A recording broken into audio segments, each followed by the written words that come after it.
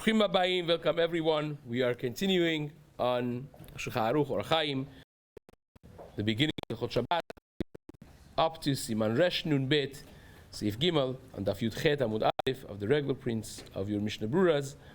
Maran writes, Ve'im hayta melacha mefursemet, ve'yadua she'i shel Yisrael ve'oso ota b'makom mefursam, Tov lachmir v'le'esor. We have been speaking about a non-Jew doing some work on his own for the Jew. So long as you don't tell him to do it b'Shabbat, even though that you gave him a contracted job to do on Friday, and he decides to do it on Shabbat when he doesn't have to, and you haven't asked him to, in those scenarios, it will be mutar, said the Shulchan Aruch. Now, the specification comes that that's only if it's not a job that every person, passerby that looks, says, oh, this is Reuben's thing. If it's melacha mefursemet, if it's well known that this is the Jew's job that's being done by the goy, then you already run into a trouble. Or, if you're doing it in a place that's public eye, basically, then tov lachmir v'le'esor. Says Maran, it is the proper thing to be stringent and not let that happen. Now, what does that lashon? What does it exactly mean? Says the Chafetz Chaim,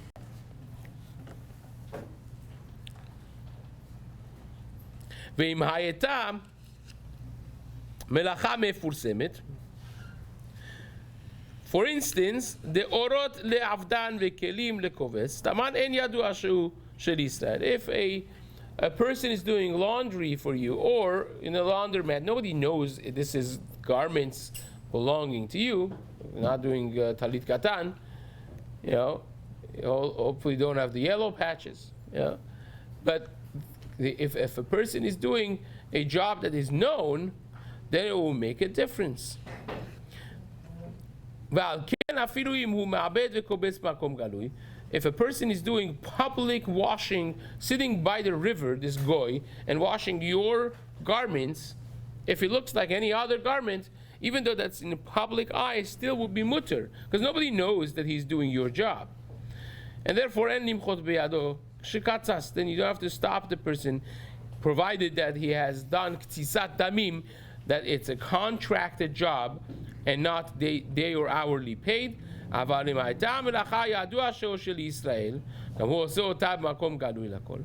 if it is something that people know and recognize that's a Jewish job, they all know that this is Yankel's job, right?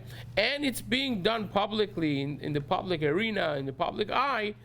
Then even if you didn't tell him to do on Shabbat and you realize that he's doing it on Shabbat, you must walk over to him and say, stop doing it on Shabbat. I don't want you to be doing this. That's known to be my job on Shabbat. Because the onlooker, the passerby, doesn't know that you did k'tisat damim, you hired him as a contractor. They think you're paying him hourly. You're paying him per article of clothing or whatnot. The kovetz, again, usually is not an issue. But if they think that you have hired him per day or per hour and asked him to work or indicated that he should work on Shabbat, then you have chashad. You have suspicion that's not due, and we don't want to create such suspicions, so therefore you would have to stop him. Ve'ayin sham b'seif Dalit, the Dada Shulchan Aruch, Sham the Medina Asur Bazeh. According to Shulchan Aruch, we already have discussed that this will be actually a problem in Karadin. Refer back to our discussions there for more information. Now, says the Shulchan Aruch,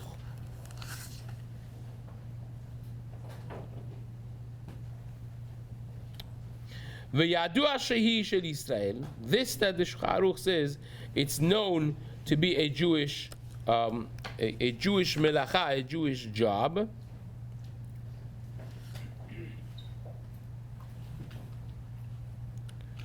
By the way, the Kaf HaChaim says, what do you mean? It's Yadua, that's Jewish job.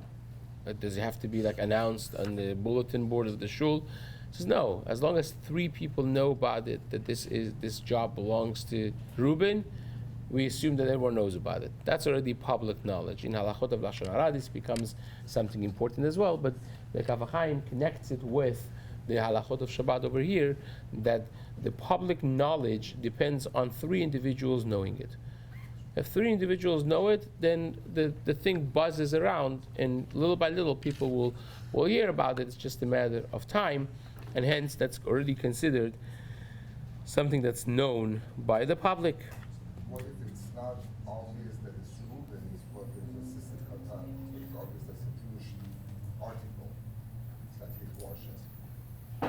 That's a good question. If you don't know which Jewish person is doing this, but you know that it is for sure an article of clothing or a job that belongs to a Jew, is fixing a menorah, creating a Shabbat candlesticks or whatnot, something that is clearly Jewish. So that becomes a question. It's a good question.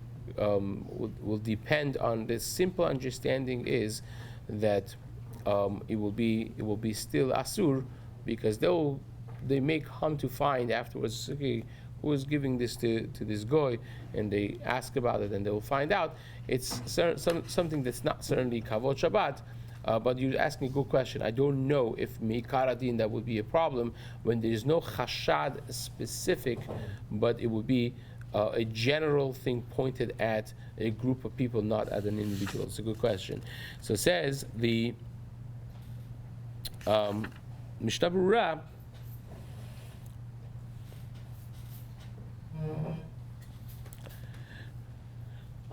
V'yadua shehi, this that the Shulchan Aruch says, if it is known that it is a Jewish item, Jewish job, ולפי זה החלוקים שנקראים שהם של ישראל, והיינו יהודי מכבסן על גב הנהר שהוא מקום גלוי ומפורסם, צריך למחות בידו.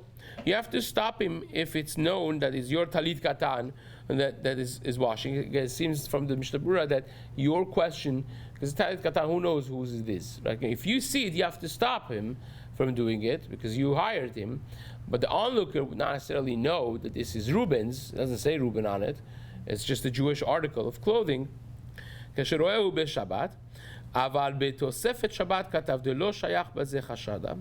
The תוספת שבת says exactly the argument that we had.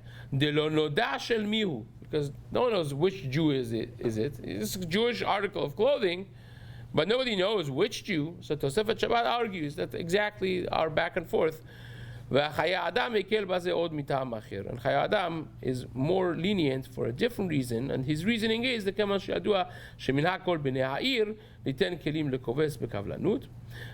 the minhag of everyone in the city to give clothing bekavlanut. In other words, when you go to the dry cleaners nowadays, he charges, let's say, $10 for a suit. Amen. So you have that's the price. It's kavlanut. You don't really care if he does it on Shabbat necessarily. You say, when is it ready? Wednesday, fine. You set the price, and there we go. So says the Tosefet Shabbat, everybody knows that that's how the laundry people or dry cleaners work. So nobody's going to think that, you hired him to work for you per hour. No one's going to think like that. You give a suit, the suit is $10, have a nice day. And that's kavlanut. And he will give it to you when he will give it to you. Right? Now, you also have 1 hour dry cleaners, you have next day dry cleaners, so that could become a little bit more of a question, but it's not that you're asking them to work on Shabbat. They could be doing it even much quicker. So generally speaking, says the Chafetz Chaim, that would be not a problem. Now,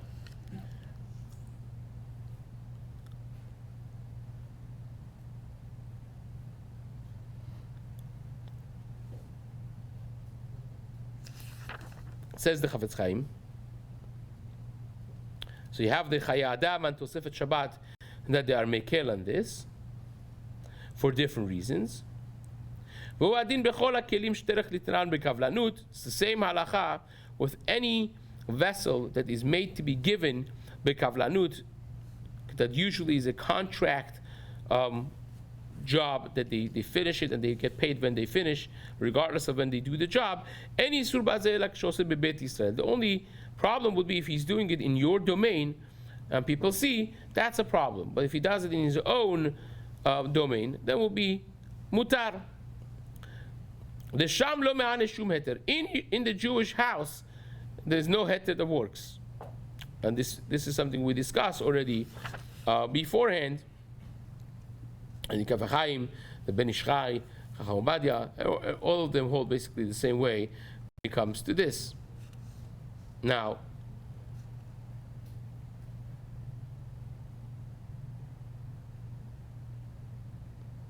I have on the side over here,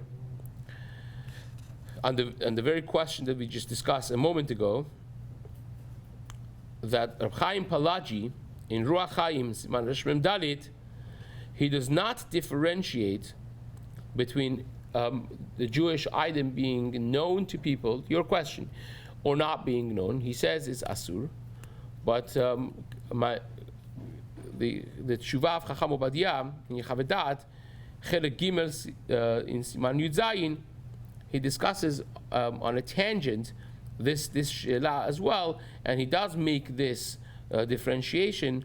So long as it is not clear who the owner of this object is, lo shayach bo isur marit ayin. There's no marit ayin over there, even though that your car, let's say it says, on a Jewish bumper sticker, right? And everyone that sees it knows that this is a Jewish car, for instance, but they don't know whose it is. So that would be still mutar. So this machloket really Reb Chaim Palagi and Chacham Obadia over here, and therefore Obadia writes that if you give, this is something we did discuss before, if you give your car to be fixed in a place of goyim, even if it is in a Jewish neighborhood, and you have Jewish bumper stickers on your car, and on Shabbat they're working on your car, and the passerbyers will see that this is a Jewish car with Jewish bumper stickers and is being fixed on Shabbat, it is fine because there's no chashad, right? You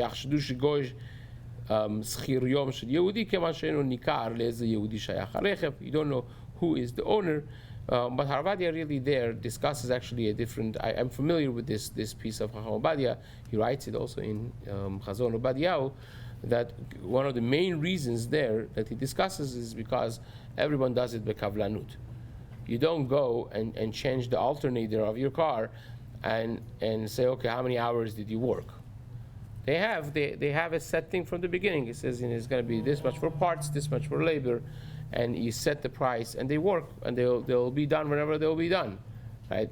So therefore, Obadia says that essentially the question doesn't really even start. It will be mutar. However, you slice this, we have time for maybe one more seif over here. Kosh katzas. If you made a ktsisat damim, if you made a set price for the job when you hired the goy, mutar liYisrael lilbosh hakeli b'Shabbat atzma. So if you had afal pi sheyaseh haynu Yehudi melacha b'Shabbat, you said make me a suit, and I'll pay you, let's say, $500. So he made the suit, and he worked on Shabbat, and he brings it to you on Shabbat. He says, I was so excited, I was working on this the whole day, so he just said to you that he's been working on Shabbat, and I just finished it, and I wanted you to wear it. So can you wear it? Something that was done for you on Shabbat. So it says Shcharuch, so long as you made the right moves when you hired him, you did b'ktzisa, so I don't care when you make it, this is the when you finish it, you get X amount of dollars. Even though that you know now that he worked on Shabbat, Mutar liYisrael lilbosh hakli b'Shabbat atzma. You could wear it on Shabbat itself. The kol shkatzas tated nafshe ka'avid, because so long as you did your job properly and you did k'tzisat damim, he is doing it for himself, and therefore it would be mutar. This is the shitav Shulchan Aruch. The Ramah brings those who disagree with it, and he's going to push to that side as well.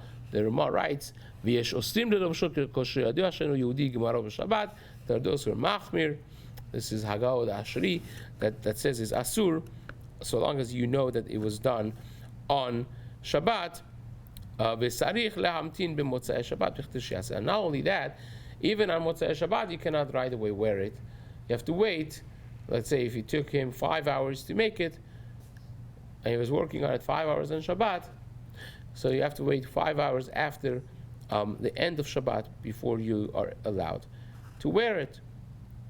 And that's the minhag, says the Ramah, unless it's an extenuating circumstance that you actually need it, the push comes to shove, then you are allowed to rely, says the Ramah, on the first shita and wear it on Shabbat. She'az yesh lahakel ve'im yesh litlot shnigmar be'erev Shabbat mutar b'chol inyan. But if you don't know when he made it, he brings it to you on Shabbat, you have no idea when he actually did it. Maybe he did on Friday, right? Don't ask, don't know, ignorance is bliss. And says the Ramah, in that case, you are, in any situation, you're allowed to wear it on Shabbat. And that's only if he sends it to your house. But for you to go to his store or to his house of this tailor, this seamdresser, on Shabbat to pick up your thing, that's a problem. That you cannot do. Says the Ramah, Israel. This is only things that he specifically made for the Jew. But if a guy is a sandlar, he is a shoemaker, and he's making shoes because he's going to sell shoes, he doesn't know who he's going to sell it to. The majority of the world are goyim, right? Mutar liYisrael hamakiro lelech v'rikach minu b'Shabbat una'alam. If your shoe goes kaput on Shabbat, you could go to his house and wear a pair of shoes. Of course, you cannot talk about buying it. You cannot ask how much it is. You certainly cannot pay. We all know that the Yisur HaMekachumem on Shabbat is the Yisur Darabanan. But you could go there and say, my shoes just were ruined. Can I take a pair? And he says, yeah, feel at home. You wear a pair of shoes and you walk out. And then after Shabbat, you go and say, okay, how much was it? And you pay for it and you buy it, that's fine. Because it was not done, the melacha was not done for a Jew. He's a shoemaker, he makes shoes. So even though that he says, these are things that I made this morning, choose your pick, that still would be mutar, because he didn't do it for you, he didn't do it for any Jew. He did it for anyone that's going to buy it, which the majority are considered a goyim, and that would be mutar. I said that if you buy a shoe on Shabbat, you just bought a shoe. No, you didn't buy a shoe, you picked the shoe. Pay for it, but you took possession. Yes, taking possession of things is not asur on Shabbat. We mentioned before that you have some areas, some neighborhoods in Eretz Yisrael, you could have a makolet that's open on Shabbat. Right? Nobody's there, but for last minute things that people need, in the middle of Sudat Shabbat, you remember you need ketchup, go get the ketchup from the store, and you pay for it after Shabbat. It's all based on trust, and there's no problem with that. So, the problem is if you talk about business, you talk about price, or you actually pay. All those are problems, because that's a mekach umemkar. But taking possession doesn't. Not necessarily. Taking possession is not necessarily an issue. We'll get to those things. Giving gifts on Shabbat and taking possession of things on Shabbat, we'll discuss those. You'll see that it's not necessarily going to be an issue. But here again, you need shoes. You walk up to the guy's house and you just wear a pair and you walk out. That is fine. So it says, and then of course deal with it after Motzei Shabbat to pay and to buy it. Says the Mishna Berura, Kol shkatzas ubofen shlo haya isur b'hanetina. It's of course in a way that the other issues are not there. You know, when you have all the details that we have discussed already in previous simanim, you have to bear all of those in mind as well.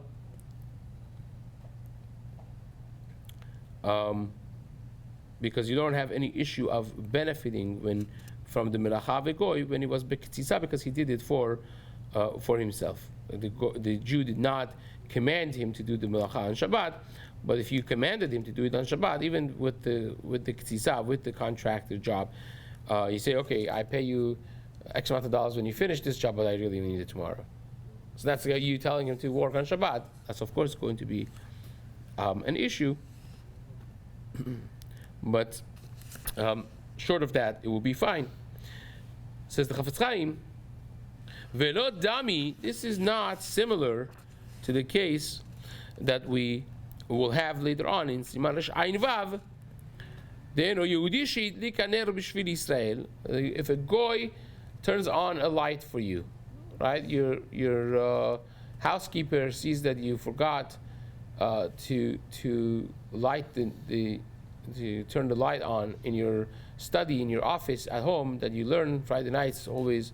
You learn Torah after the Suda, and you're distraught, and she notices it. You didn't say anything to her even, and she goes and turns the switch on, right? Shcharuch says in Siman Ayin Vav, you absolutely cannot use that, unless there was like a little dim light over there that you could have read, and now it made it much nicer, much better. That's already mutar. But if it was pitch black, you couldn't read anything, and now she did it for you, even though you didn't utter a word. She did it for you on her own. Still will be asur lahanot. Afilu im haya al yedei ktzisa asur lishtamesh leora. De'acha af al gav sheYisrael nehene b'nifgishato b'melechat Shabbat. Mikol makom ha'eno Yehudi lo avad b'Shabbat b'shvil hana'at Yisrael. Rak adata denafshe lemaher lashlim peulato. Here is different, because here he is getting paid anyways, but he's getting paid sooner if he finishes sooner. So the fact that he was working on Shabbat is for his own benefit, not for yours.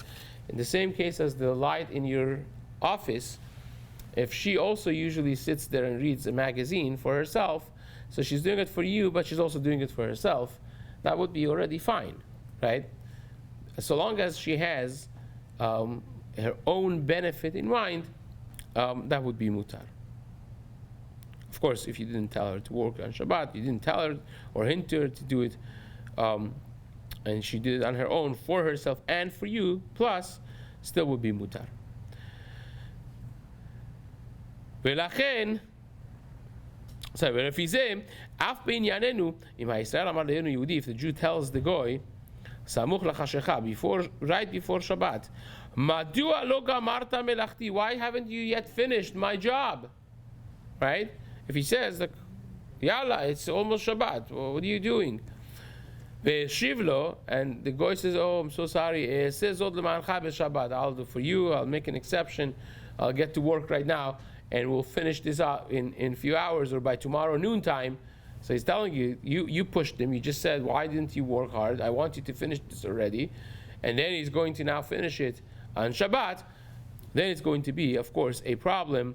And in Achinami, says the Chafetz Chaim, the afilu ledat hamechaber, according to Maran over here, will be asur lelovsho b'Shabbat kemo gabe nir. It will be the same sugya as Resh Ayin Vav that we discussed before, that it will become asur. Now the Ramah, who brings the Hagot Ashri and the Ma'aril, that they are machmir, that even if the goy was not told by you and it was a contract job, if he worked on Shabbat, you can't use it on Shabbat. The reason for it is you don't want to use and benefit from melechet Shabbat. Comes out a very interesting reality, that if you have 2 days of Yom Tov in Chutz La'aretz, if he worked something, he did something, he made this suit for the Jew on the first day of Yom Tov, mutar b'tchilat Yom Sheni, then in the second day Yom Tov you could wear it, or the second night you could wear this suit and come to shul, because it's mimah nafshach.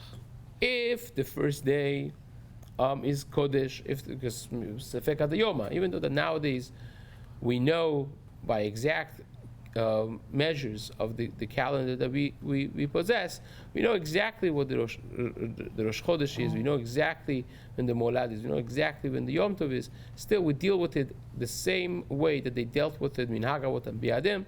So therefore, we deal with it as it was in the time of Chazal. So if the first day would be Kodesh, if the first day really is Yom Tov, then right now it's Chol, it's Mutar.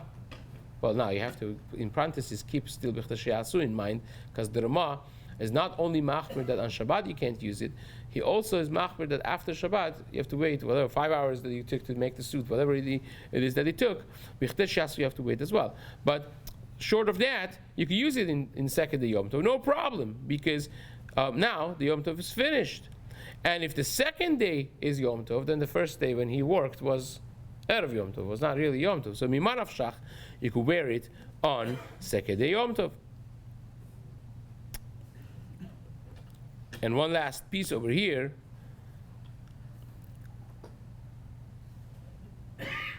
On what the Ramah writes, if you don't know, he didn't tell you exactly that I was working on this the whole day. Okay, he came and handed it over to you, his suit is ready, handed it over to you on Shabbat, you have no idea when he actually worked on it. Right? Don't ask, don't know type of thing. So it says, the Chafetz Chaim, Tayesh matirim b'chol inyan. Why do we do this? Don't ask, don't know, and you just assume that it was made before Shabbat, because even if it was made on Shabbat, the majority of Rishonim are Mekel, that's a Psak of Shulchan Aruch. So even according to Ashkenazim who follow the Ramah, when you don't know for sure it was made on Shabbat, you have an easy suffix fika. Maybe it was made before Shabbat, right? And that would be great according to even the Maril and the Haggadah Ashri.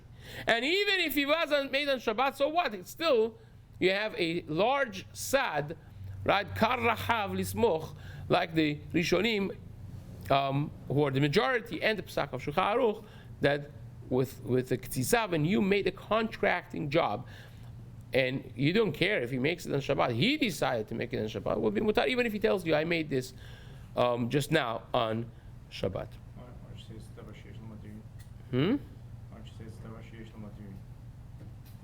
That's a good question, because davar sheyesh lo matirin, we say we don't rely on bitul, right? The question is, if it's davar sheyesh lo matirin, like the Rashi says in Masechet Betzah in the beginning, ad sheyochlenu beisur, tochlenu beheter. Why do you have to rely on different things when you could just wait and use it afterwards? Now, there's a whole question if you have suffix fika working by davar sheyesh lo matirin, right? By the sugya of yashan, this becomes a big question. Right? Let's say something is safek yashan, safek chadash, and let's imagine you have suffix fika even. Do you say davar sheyesh lo matirin asur even b'makom suffix fika or not? It's a big machloket achronim, but be that as it may, over here is a little bit different in his essence as well, which is beyond the scope of this talk right now. But what you're asking is a question that many achronim have been bothered with. Many have written long pieces on this, which in the piece that was given out a few months ago on Chadash Bizman Hazeh in Chutz La'aretz, one of the main topics that it deals with is this very question of yours of safek sfeka b'davar sheyesh lo matirin, whether or not it will be mutar or not. So it says the Mishna Berura,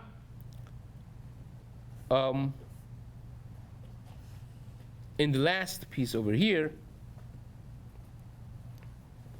that the Eno Yehudi she'oseh in Seif, I'm skipping one Seif Katan, the Seif Katan Lamed Gimal, Aval Eno Yehudi she'oseh min alim ala mekach, that if you have a goy that makes merchandise, not for you, it's just for himself, and you go and pick it up, the reason for it says that Chafetz Chaim is that adata denafsheka avid b'Shabbat. He's working for himself on Shabbat. He didn't have you in mind. He's doing for the majority of the buyers. Ve'isur da'abat mibed uman sevira le'rama delo shayach bazeh afshu olech eslo. In this case, even though that you're going to his house, it's still not a problem that you're bringing the merchandise with you. Because everyone knows that the goy is working for himself, he just makes shoes. So when you go and pick something there, they're not going to come to think that this was custom made for you. It's not a question of marit ayin, that the Jew had commanded him to work and to do this job and make these shoes. This Rema becomes a very questionable Rema because the Magen Avraham and many Achorim disagreed with him, and they hold the Gambazeh Asur Lelech Eslo Likach Mimenu Kimo Mish'ar Uman, that taking from him still would be Asur because, well, some people do make custom-made shoes. He is a shoemaker, and when you go and pick up, it looks like you're picking up your order, and therefore it would be Asur. Ela, if he brings it to your house, then it's mutar. Short of that, it will be Asur. The mistam alav adate de Israel avad, he's not doing it, mistama, he's not doing it because the Jew told him. So when he comes to your home, there's not that much of marit ayin over here, especially in a city that the majority are not Jews. Kemosh katuv b'siman taf kuf tetvav, in the beginning of Yichod Yom Tov. Ach im ha'eno Yehudi, meaning the job of a Yehudi on Yom Tov. That's where it is. The main siman for the work of a goy being mutar or asur for usage on Yom Tov is in siman taf kuf tetvav. Ach im ha'eno Yehudi chenvani she'eno uman. But if he is a storekeeper, right? Storekeeper is not the uman. He's not making anything. He's not creating. He's not doing any melacha. He has merchandise. There is, food that people give him. He puts it up there. He sells it. Then he takes a cut. So says the Chafetz Chaim, efshar yesh la'akel. That case is mutar even if you're going to him, walking to a makolet owned by a goy. Then it's efshar, that will be mutar, because what are you doing already? No one's going to think that he created the cheese puffs for you. Cheese puffs come from a company, right? Then Chafetz Chaim says, you